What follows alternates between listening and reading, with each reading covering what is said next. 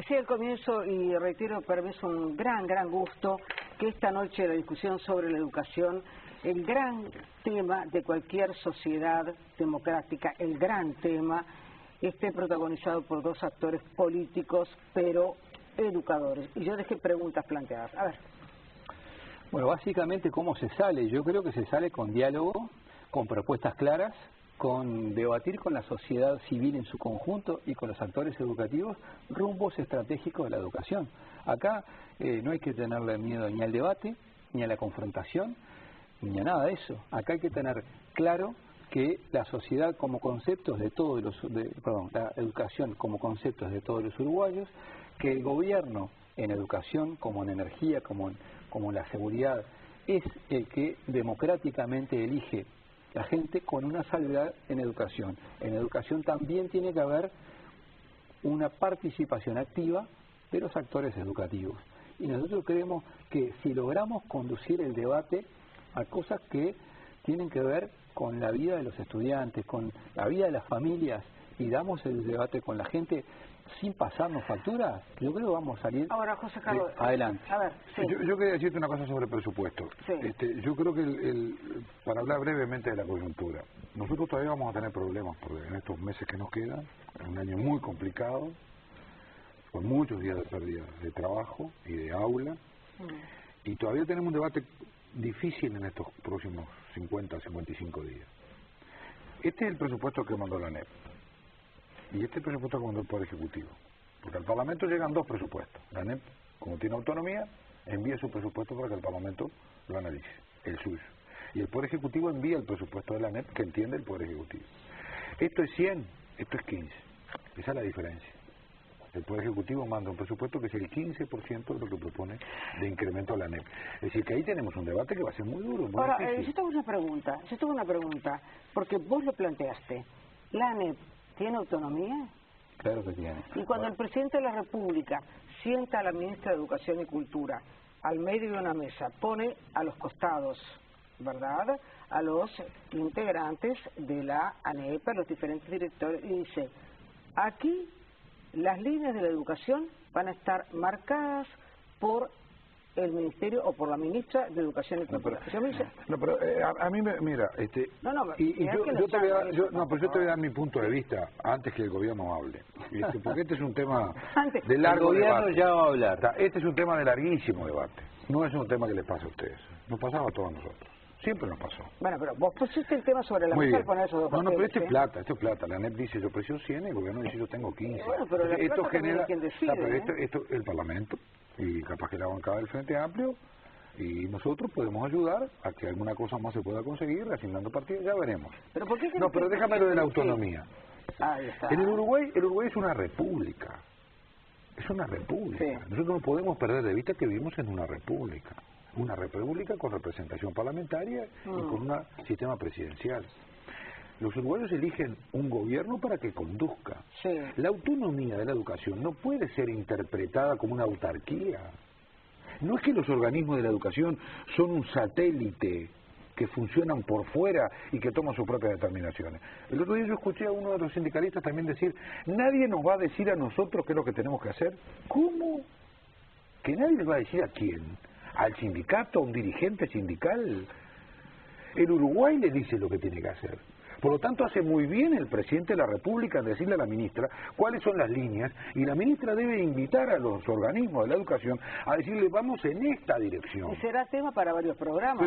Pero no hay duda en esto. A ver, déjame terminar, dame 30 segundos. 30 segundos. 30, que te rindan. 1, 2, 3, 4. Otra cosa, es como en la laicidad, otra cosa es la autonomía de gestión. En la gestión y en el procedimiento de gestión, obviamente que el organismo no puede tener una conducción del Ministerio de Educación, pero en las líneas de trabajo, en las líneas de acción de mediano plazo, en las transformaciones del sistema educativo, tiene que tener incidencia el gobierno. Si no, ¿para qué la gente elige gobierno? ¿Para dirigir al Ministerio del Interior? ¿Y para que se ocupe de qué más? Se elige el gobierno para que se ocupe de todo lo que funciona en la también la educación. Nosotros elegimos un sistema de organismos autónomos de hace muchos años que tiene larga tradición y que no existen en América. Es una rareza uruguaya, único país de América que tiene este sistema, en donde se ha exagerado esa autonomía. Y autonomía no quiere decir ser un satélite independiente donde las decisiones se toman en forma absolutamente separada. Se pasó los 30 segundos, senador. Muchas gracias. A ver, pero usted vamos, es generoso. pero ¿cómo? Acá la parte de presupuesto. A ver, porque yo a esta altura tengo 5 presupuestos arriba. Usted más o menos. Sí. Entonces. No, yo tengo una Hacienda 10. Bueno, 5 presupuestos como parlamentario. Sí. ¿Está? Y siempre que estuvimos en el gobierno, en el Ejecutivo, en la oposición, siempre estaban los 2 papelitos. Ahora. ¿Está? Lo que mandaba la ANEP, que eran sus aspiraciones, y lo que mandaba el Poder Ejecutivo. Así es. Y ahora vamos a terminar en una cuestión similar a la que terminaron todos los gobiernos desde que yo tengo memoria, estando en la oposición y en el gobierno, que es que vos vas por la línea general del Poder Ejecutivo y tratás de incorporar algunos artículos que mejoren la propuesta original. Ese es el debate que estamos nosotros ahora en la bancada de frente haciendo reasignaciones. Pero cuando hablamos de presupuesto, yo no sé si me va a mostrar la escala esta, pero es una muy gráfica. Esto que está en negro es lo que se invertía en educación en el 70 y el 74. En celeste, para hacer honor al Partido Nacional, va lo que se invertía en educación con el Partido Nacional, 2.6. Y en verde es lo que se invirtió y se proyecta invertir en educación con los gobiernos de Frente Amplio y con este gobierno de Frente Amplio. Entonces, vuelvo al original. Nosotros creemos que los recursos económicos no son una condición suficiente, pero sí necesaria para mejorar la calidad educativa. Insisto, no en un plazo corto de 5 o 10 años o 15, y no es que me saque el tallo de encima, asumo todo lo bueno y malo que hemos hecho como gobierno, pero el problema que hemos tenido como país en su conjunto es que no hemos logrado que este tipo de barrita que yo mostré recién acá, de 4.5, por decir la más baja, en el Uruguay esté durante 30 o 40 años, porque los países que, insisto, hoy tienen resultados de lujo en materia de educación, es porque tienen 40 años con este tipo de inversión y de políticas educativas. Entonces, yo estoy convencido que tenemos capacidad para ir a la fibra de cada trabajador de la educación, de cada docente, que entiende el contexto general que estamos viviendo todos. Yo acepto el criterio, yo lo puse como una fortaleza. Mi primera fortaleza le dije presupuesto. Yo le di la derecha, le dije hay inversión muy importante. Lo que vuelvo a insistir es, también los países que asignan mucho presupuesto modernizan sus sistemas y los adecuan. ¿Estamos de acuerdo? El caso de Finlandia, que es un caso que nosotros podemos mirar, por no ir a ver los asiáticos que están muy lejos de nosotros y tienen otra lógica, al presupuesto le asignan también cambios cualitativos en el sistema, y eso es lo que no pasa en Uruguay. Nosotros le seguimos poniendo a la misma educación secundaria con pequeñas variantes más presupuesto, y esta educación secundaria con este diseño, hay gente en la izquierda que dice que lo quiere transformar, pero yo no le veo por ningún lado un proceso de transformación, en el presupuesto no está. Hay que hacer cambios que modifiquen el funcionamiento. Bueno, ustedes recién hablan ahora. Sí, ahora yo te lo doy. Pero ustedes no está en el presupuesto, perdóname, no puede estar en el presupuesto cosas, contenidos. Si vos me decís, queremos transformar la educación media. No, yo no digo en el presupuesto. Bueno, pero no puede estar, está en lo que recién dijiste. Pero llevan 10 años gobernando. Es la autonomía técnica que tiene la ANEP, perfecto, es la que tiene determinados esos planes. Entonces yo digo, no, ¿cuál es nuestra responsabilidad? ¿Pero quién puso a hacer esa puente? Por eso digo, ¿cuál es nuestra responsabilidad? Ustedes conducen, y además nosotros además en este periodo hicieron una cosa exclusiva, no queremos ver nadie de la oposición acá adentro. Bueno, solo en eso tienen historia ustedes, ¿eh? Bueno está. Entonces, pero... bueno, vamos a asumirlas todas. Entre el 90, digamos, yo estuve en el Parlamento, reitero, del 95 a la fecha.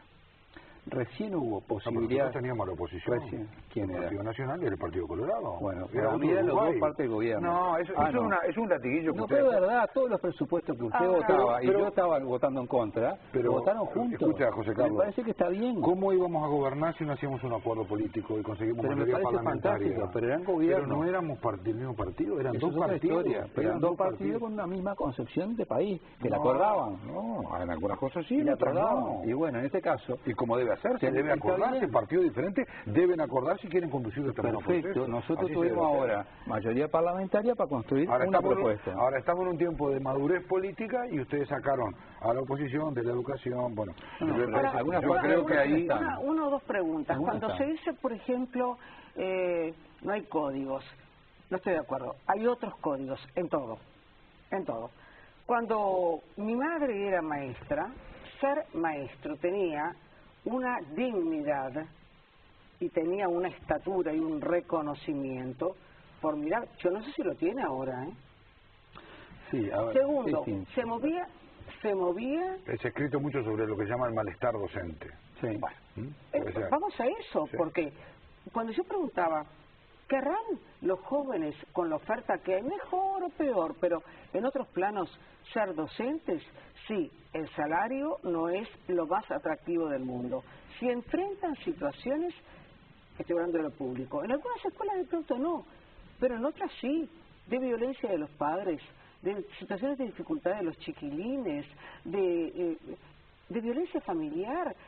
El docente tiene que ser finalmente un todoterreno, algo que... Bueno, también tenemos esos contextos muy difíciles, hay zonas y zonas, bueno. Y por eso cuando yo decía lo de la exclusión social y lo de la exclusión territorial, que es un fenómeno nuevo, que hay que analizarlo ahora, que se ha consolidado, que rompe la movilidad social.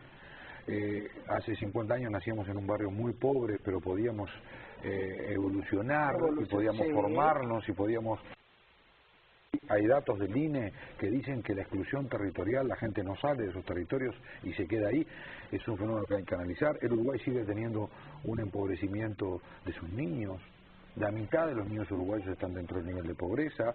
La profesión docente es una profesión de mujeres, históricamente lo ha sido, es una profesión de mujeres, y las mujeres tomaban esto en otra estructura familiar del pasado como un complemento. La mujer era maestra, pero el marido tenía un trabajo, entonces el salario de esa mujer era una ayuda al hogar y funcionaba bien. Hoy la sociedad ha cambiado, hoy las mujeres son jefas de hogar, las maestras son jefas de hogar, necesitan ingresos de otras características para sostener a sus hijos. Es decir, los cambios sociales importan e impactan, y si tú no cambias en función de esos cambios sociales, te quedas congelado mirando como si las cosas funcionaran hace 40 años. Yo estoy de acuerdo en que tiene que haber cambios, sin duda alguna. A ver, todo lo que ha descrito recién Cardoso tiene que ver con fenómenos que se dan en la sociedad moderna, que tienen que ver con el acceso que tiene la gente a las tecnologías y cómo impactan en determinados núcleos sociales que durante muchísimas décadas se han transmitido determinada clase de valores que son distintos al modelo imaginario que tiene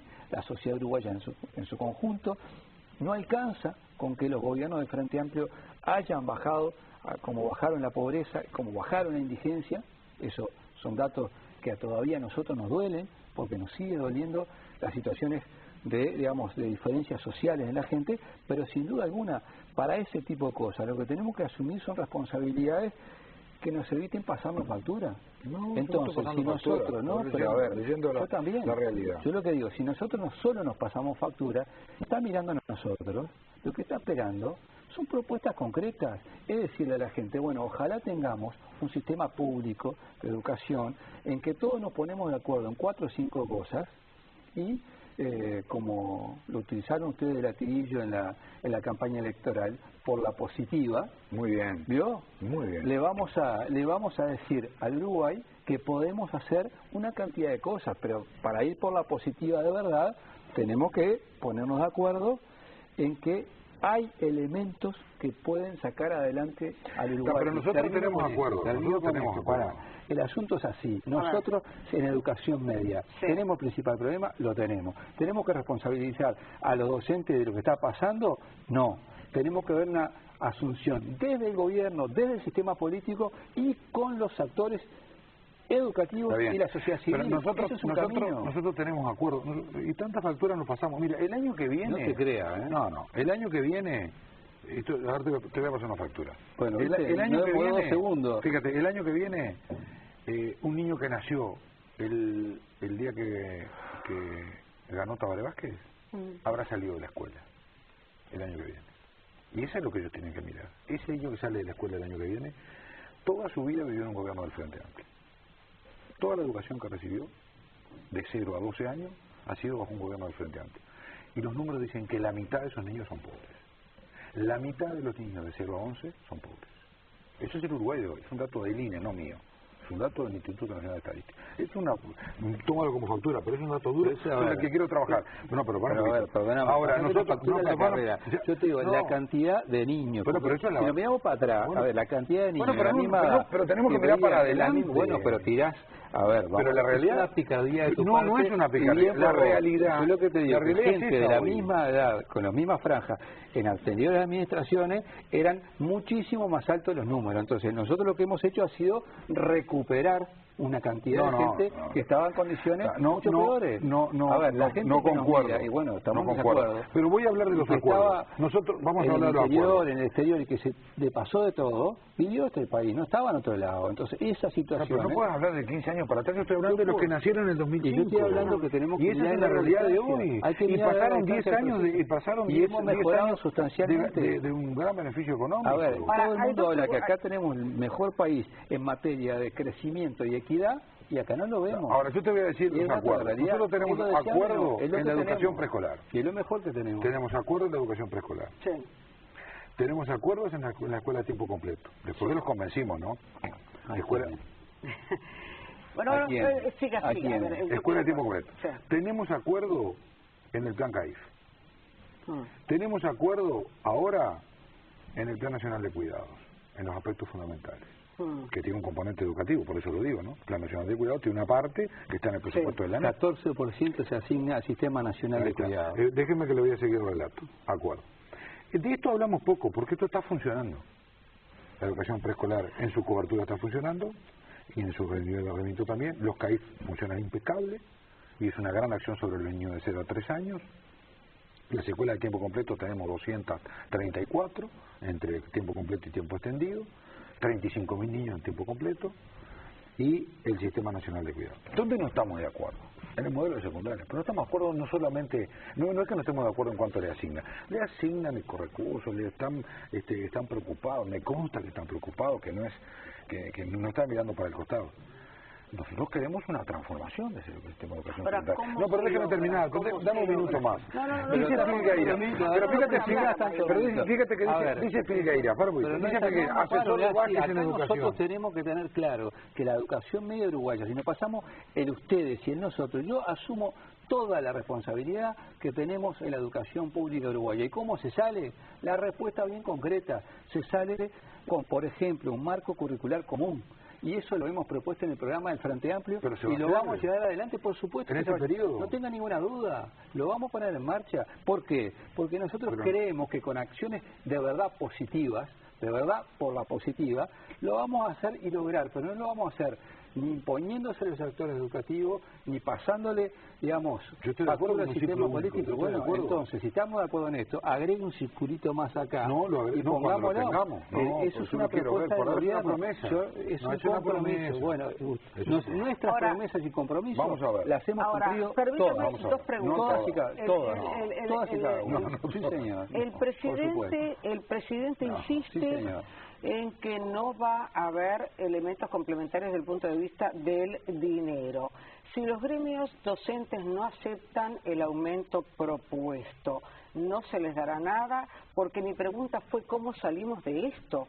¿Cómo? Hoy, miércoles, ¿cómo salimos de esta situación? El presidente dijo, vayan a clase, porque los profesores están yendo a clase y los maestros están yendo a clase, pero nadie puede negar que hay una situación de desconcierto. Mi sensación es que los días que se pierden, las horas que se pierden, y la rutina será aburrida, pero es imprescindible.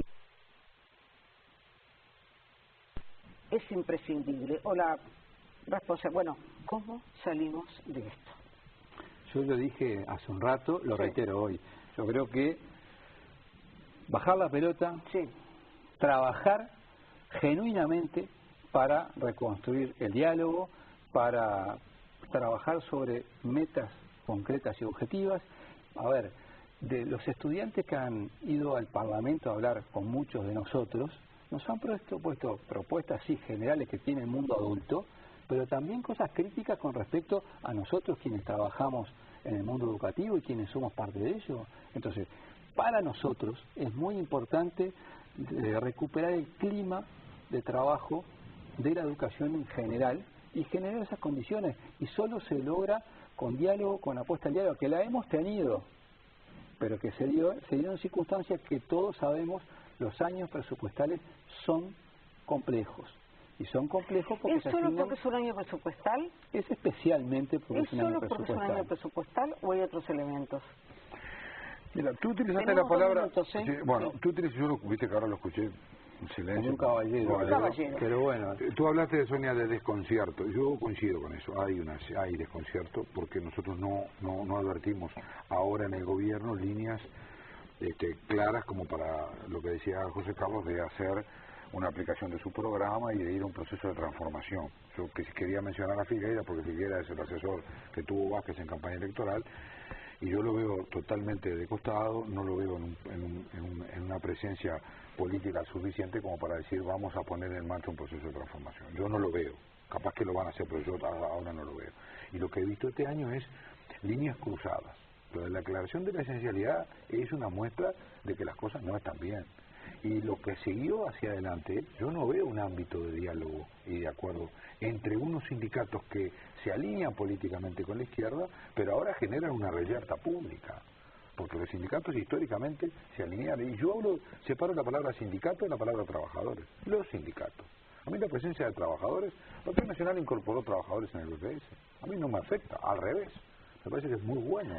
Ahora cuando la expresión sindical toma el dominio que ha tomado en los últimos tiempos y tiene una relación como la que tiene con el presidente, ¿ustedes lo escucharon a Pereira esta tarde? ¿A Fernando Pereira? Sí. Bueno, ya le volvió a reprochar a Vázquez que de Estados Unidos les venga a decir que los niños vayan a las escuelas. Me está diciendo que terminó el programa. A ver, María. Yo le digo dos cosas. Yo, a diferencia de Cardoso, que también lo escucho como un caballero, yo sí quiero... Le voy a devolver a la lapicera que me prestó. Le funcionó bien, funcionó bien. Perfecta. A ver, nosotros, yo creo que los sindicatos fuertes hacen fuerte también a la democracia. Y lamento algunas actitudes que han habido aisladas que no hacen a la historia del movimiento sindical uruguayo. Yo sí defiendo la participación de los trabajadores en la conducción de la educación y movimientos sindicales fuertes. Cuanto más movimientos sindicales fuertes, mejor calidad de vida van a tener los trabajadores. Eso de una concepción de izquierda la voy a defender toda mi vida. Y ojalá podamos, estas cosas que debatimos nosotros, poderlas poner en marcha para tener una mejor calidad de vida de los uruguayos, porque de eso se trata. Ahora, con un sí o con un no, porque ya me están diciendo cortamos. Hay quienes proponen utilizar el valor hora de los legisladores como parámetro. ¿Qué pensás, Cardoso? ¿Utilizar qué? El valor hora de los legisladores como parámetro. Puede ser utilizar el valor hora de los ministros, utilizar el valor hora de los asesores de los ministros. Hay mucha gente que gana bien en el gobierno. Yo cada vez que vienen con ese tema del Parlamento, me parece que vienen por otro lado. En realidad están generando un golpe en un lugar equivocado. No es bueno pegarle al Parlamento. ¿Tenés esperanza esta noche de que esto se ordene? No, yo creo que va a seguir el conflicto. ¿Y vos, María? Yo voy a trabajar para que se ordene. Ha sido un gusto muy grande reencontrarlos. Gracias por haber estado. Gracias a ustedes. Hasta el próximo. Gracias por haber estado. Gracias a ustedes. Miércoles.